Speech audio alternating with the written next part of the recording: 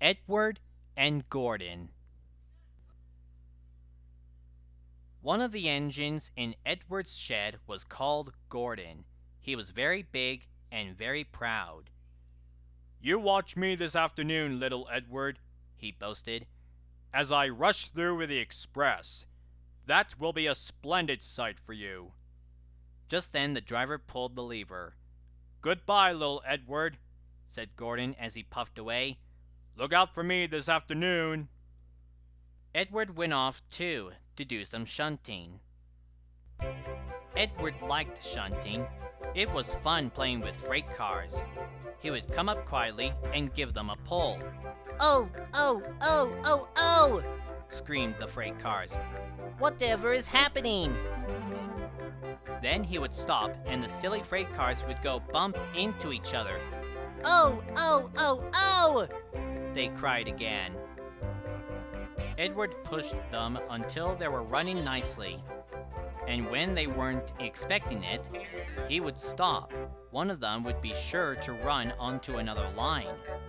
Edward played till there were no more freight cars. Then he stopped to rest. Presently, he heard a whistle. Gordon came puffing along very slowly and very crossly. Instead of nice shining coaches, he was pulling a lot of very dirty coal cars. "A goods train! A goods train! A goods train!" he grumbled. "The shame of it! The shame of it! The shame of it!" He went slowly through with the coal cars clattering and banging behind him. Edward laughed and went to find some more freight cars. Soon afterwards, a porter came and spoke to his driver. "Gordon can't get up the hill. Will you take Edward and push him, please?" They found Gordon halfway up the hill and very cross. His driver and firemen were talking to him severely. "You are not trying," they told him. "I can't do it," said Gordon. "The noisy freight cars hold that engine back so.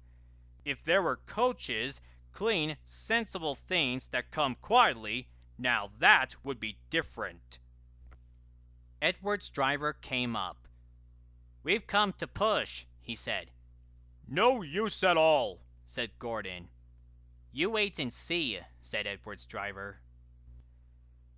They brought the train back to the bottom of the hill. Edward came up behind the brake van and ready to push. "Beep, beep! I'm ready," said Edward. "Boop, boop! No good," grumbled Gordon. The guard blew his whistle, and they pulled and pushed as hard as they could. "I can't do it! I can't do it! I can't do it!" puffed Gordon. "I will do it! I will do it! I will do it!" puffed Edward. "I can't do it!" "I will do it!" "I can't do it!" "I will do it!" "I can't do it!" "I will do it!" they puffed together. Edward pushed and puffed and pushed as hard as ever he could. And almost before he realized it, Gordon found himself at the top of the hill. "I've done it! I've done it! I've done it!"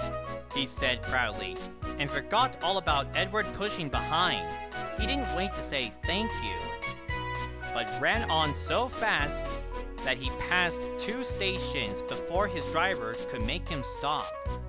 Edward had pushed so hard that when he got to the top, he was out of breath. Gordon ran off so fast that Edward was left behind. He ran on to the next station, and there the driver and fireman said they were very pleased with him.